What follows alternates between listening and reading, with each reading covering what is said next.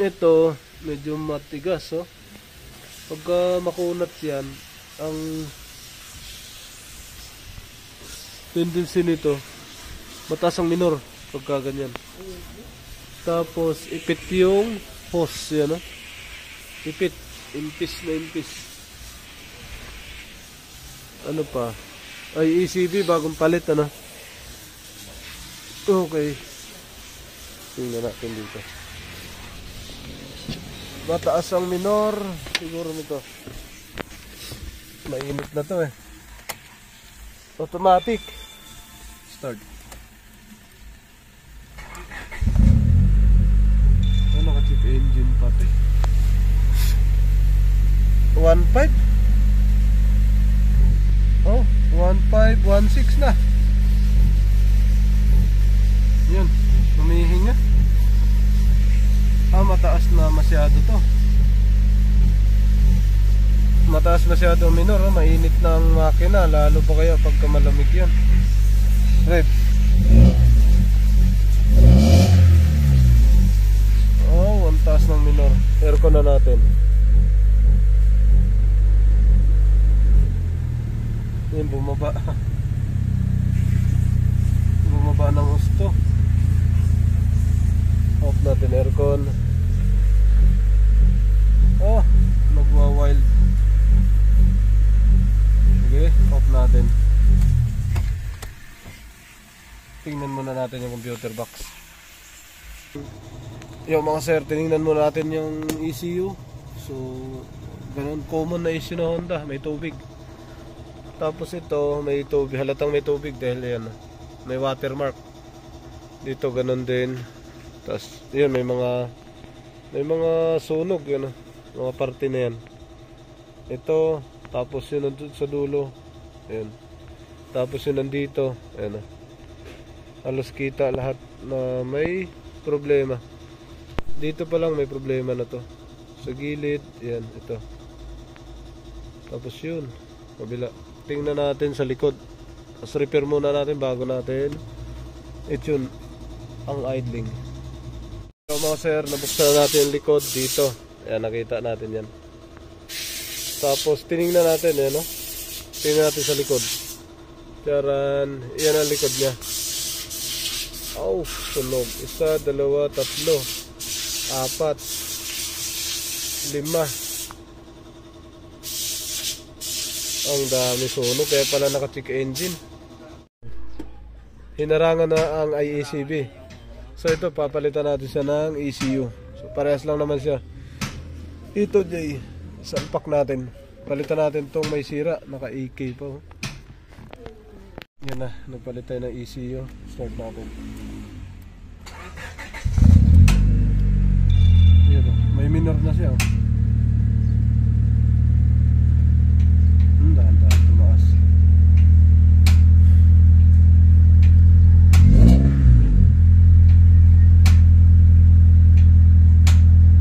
Pag kasi ito tumaas, yan, ito bababa. Dapat.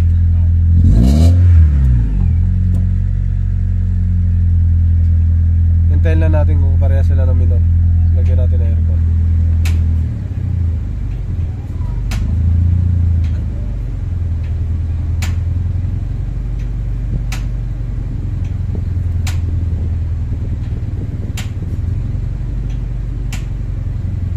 Painitin lang natin.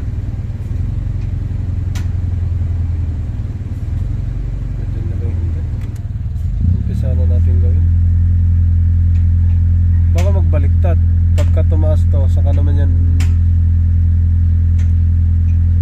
Yung IECB na yun, meron pa rin nakatakip ngayon, wala na. Wala na.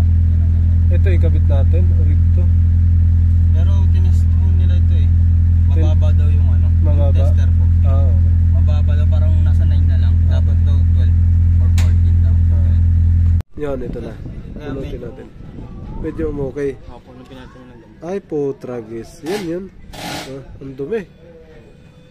Yung binili mo to, no? Magkano bili mo? Ayun, stock up. Stock up siya. Oo. Kaya pala ano siya. Ayaw. Yung sinalpak po namin, taas na minor, ay bumaba eh. Stock up. So, Na-stock up yung IECB ay gumalaw. Sobrang tigas, ayaw na mapihit. Ayan. Yun mga sir, ito na. Sobrang tigas. Ayun, dahan-dahan na naikot. Sobrang tigas ay maikot oh. O dapat pre-wheel lang to. Ayan. Sinikutan muna natin ng Phillips screw para maikot kasi sayang. Maganda siya eh. Ayan oh. Tapos TikToker daw may-ari ito, sikat. Kaya kailangan ito ang ikabit natin. Ayan oh. Yan na, dahan-dahan na siya naiikot oh. Ayan oh. Yun. Alright, yan, nagalaw na. Yun. Eto na siya. Tapos malinis. Yan. Naiikot na. Smooth. Yan.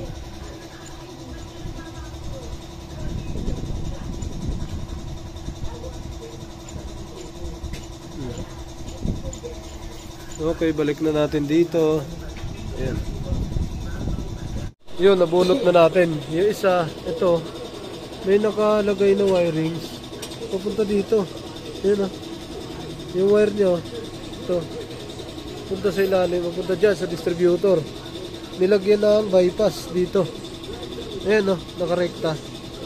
Dapat relay ang nakalagay dito. Tapos ito, nabunot na natin. Ito yung nakakabit. Ayan. Ayan. Ito nakakabit, tingnan natin to. Okay. Yun, natanggal na natin. Ito yung tinanggal natin. Ayan. Sobrang dumi. Eto, malamang hindi na rin may ikot yan. Sobrang dumi na. So, tingnan natin to. Buksan din natin. Tapos palitan natin yan, yung IECB niyang kabit natin. Yun, natanggal na natin. Kakaiba, may titi oh. Meron siyang ano dito, usli. Tapos ayaw maikot. Ayan o, tigas. Anak ng tokwa. Na tayo maikot to. Ayan, tigas, sobrang tigas. Ayun, hindi na siya maikot. Kaya palitan natin to. Huwag natin maglinis yan. Palitan natin. So ito na, tinanggal natin. Ito yung likod. Ayun. Kaya ayaw umikot. Hindi ay, putragis, nilagay ng karton. Yun lang, nilagyan pa lang karton. Ayun. Hindi pwede to. Kaya pala hindi na siya umikot. Kawawa naman yung customer. Kaya pala nako. Yun, tinanggal natin yung IECB. Ito nakakabit oh. May karton. Kaya ayaw umikot. Ayan. Tanggal lahat yan oh. Ayun. Tanggal lahat. Ito ang mga China pagka ganito ang binili nyo. Nabubunot lahat. Tapos ang ginawa pa, nilagyan ng karton. Ayan, hindi na tuloy umikot. Palitan natin yan. Yun mga sir, ito isasalpak namin malinis. Tapos napaikot na namin. Tapos genuine to, stock niya. Ayan, tinanggal natin yung peke. Yan, ito na. Babalik na natin dyan dito sa Civic ni sir. Tingnan natin kung ayos na to. Yun mga sir, naisalpak na natin. Sige sir, start mo daw. Yan, no, napanda rin lang natin. Ano po ba yung nangyari? Start.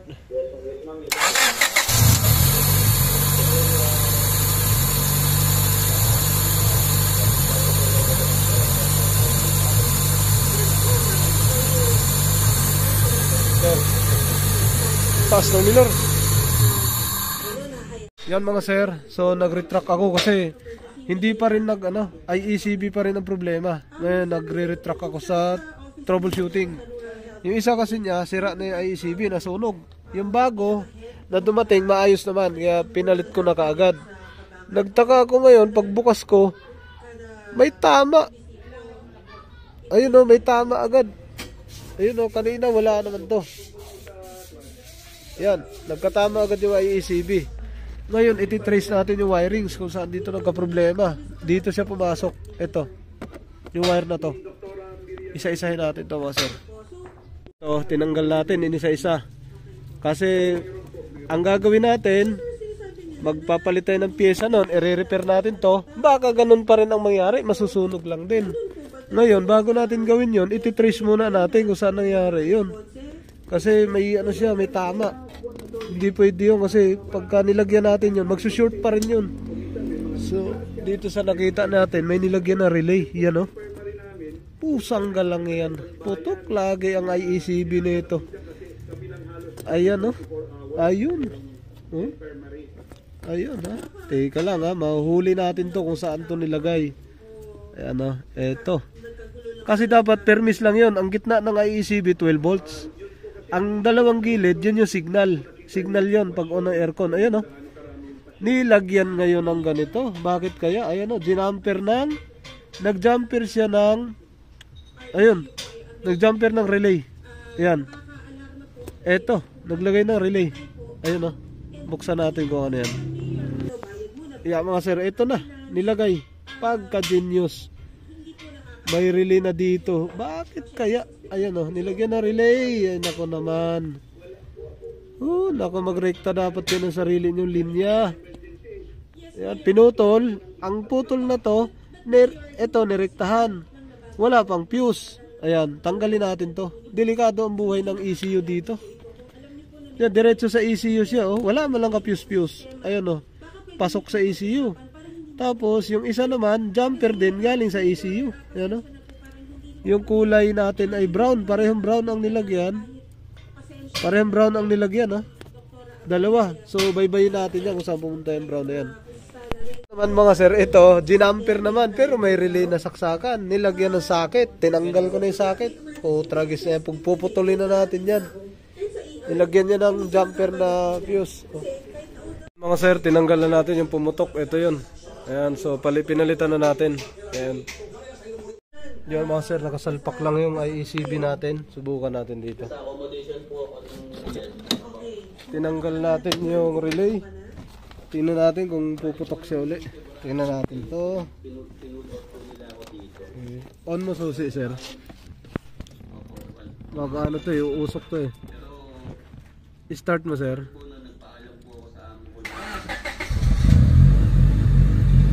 Off.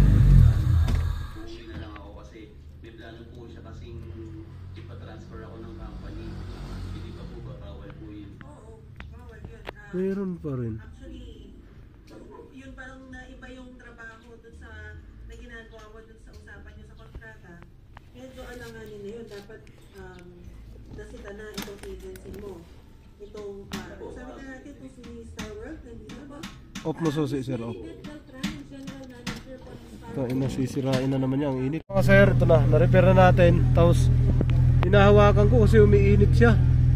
Kasi wala na siyang init ngayon. Dalawa yun eh. Mainit din tong isa, pero itong isa wala na. Kasi pag init, binubunot ko. Binubunot. Tapos tinitesting ngayon, wala na. Ayun, bumaba na minor kaso naka-check engine pa rin. So, ulitin natin dito. Yan yun. Ayun, wala nang singaw dito. Naka-minor na siya. Dito ako na. Tara na natin to.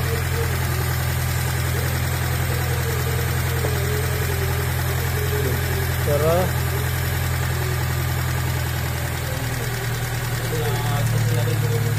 Ayaw ma-adjust na natin, no? Tinanggalan na nga ng ano sa ilalim eh, kasi hindi na-adjust eh.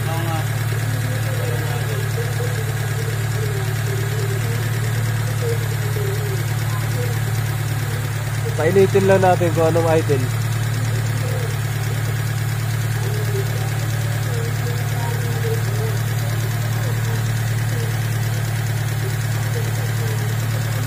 Okay. Pero may connection din po ito sa relay. Oo, yung uminit. Oo. Saka ito hindi ko malaman. Dapat may relay yan. Relay yan nakalagay dyan. Meron. Yun. Pinutol ko na. Yung ito kasi nakalagay dyan. Walang connect. Bakit nilagyan yung temperature sensor nito? Water temperature. Tapos naglagay din ng isang wire papunta rito. So pwede natin tanggalin to. Para saan kaya to? Yung isa. Pambihirang yan. Tanggalin natin yan. Ito, may wire pa siya rito eh. Hindi ko alam papunta saan yan. So, salpak na natin yung ano. Tanggalin na natin din sa wire na to. So, salpak na natin yung tira. Yo mga sir, kailangan palitan ng IECB talaga. Sira yung IECB ni sir. Naayos natin yung isang ECU niya. Hindi na umiinit yung ano, tinanggal natin rekta. Hindi na umiinit yung IC sa loob. na yung transistor. Okay, so balik na natin lahat to. Bibilang papalitan lang to ng IECB, tapos fit ng wirings. Kailangan makuha lahat yun, ito na sitwasyon nya.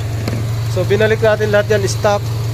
Ito yung wire, ito mahirap din to dahil walang adjustment yun, oh. Sa ilalim wala na yung